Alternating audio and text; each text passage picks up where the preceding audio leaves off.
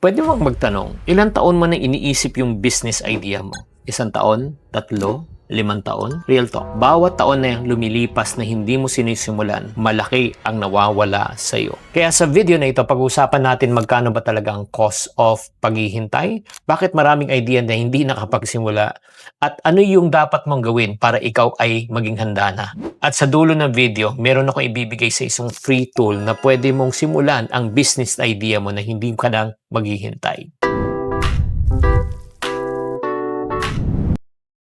Maraming mga tao na talagang naghihintay. May mga magandang idea pero hanggang hindi pa nag-uumpisa. Alam mo, the reason number 1 is the myth of the right timing. Naalala mo na ba yung moment na sinabi sa sarili mo, ay, next year na lang. Anong hinihintay mo? Hindi, kasi pag may ipon na ako, pag stable ng job ko, pag hindi na ako busy, pag okay na lahat, fast forward, moving forward, most likely, wala pa rin. O kung dumating man, baka may bago ka na naman dahilan. Yung tamang oras na hinahanap mo, hindi siya darating. Hindi yan schedule. Hindi yan amount na pera sa bangko. Honestly, it's a decision. Hanggat di ka nakakapag-decide, parati kang may dahilan. Number 2 reason, the silent cost of waiting. Akala ng karamihan, safe sila habang naghihintay. Okay lang naman, di naman ako nalulugi. Hindi ka nalulugi, pero nawawala naman sa'yo ang kita sa bawat taon. Halimbawa, because of that good business idea, it can potentially add at least 50,000 additional income to you on a monthly basis. Let's compute. 5 years ka na naghihintay. 50,000 pesos per month ang nawawala times 12 months, 600,000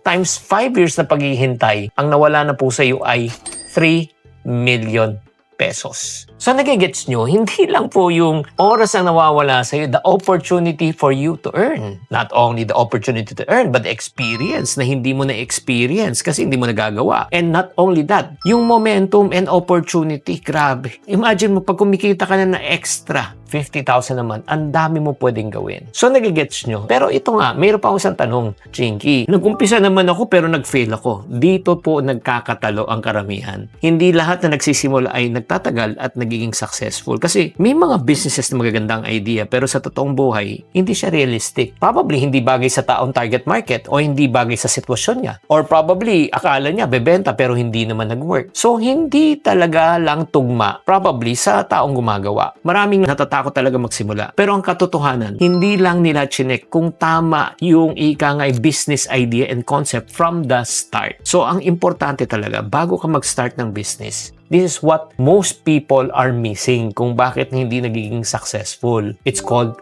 clarity. Let me repeat. The word called clarity. Kailangan maging clear sa iyo kung ano yung bagay na negosyo sa iyo. Kailangan maging clear, di ba, kung tama ba ang direksyon. Kailangan maging clear, pasok ba yan sa lifestyle mo. Dito pumapasok sa simpleng framework na sobrang simple, hindi to talaga pinapansin ng tao. 3 tanong lang, hindi complicated pero napakalinaw. Sino po sa inyo ang nakikinig at gusto nyo malaman itong framework na ito? Type me sa comment section. So ito yung tinatawag na PSP framework. So pag mag-uumpisa ka, hindi ka mag-uumpisa sa product. Hindi ka mag-uumpisa sa kita. Hindi ka mag-uumpisa sa location. Ang tanong nyo muna kung sino ang target market. Kasi aanhin mo ang ganda ng produkto mo kung wala namang mamimili. Do you agree? At the end of the day, it's all about your target market. Kaya kung hindi malinaw yan, doon ka nalilito, doon ka natatakot, doon ka na hindi makakagalaw. Para hindi mo na problemahin yan, ginawa ko na itong worksheet na itong version na ito ng framework na ito para hindi mo na kailangang hulaan.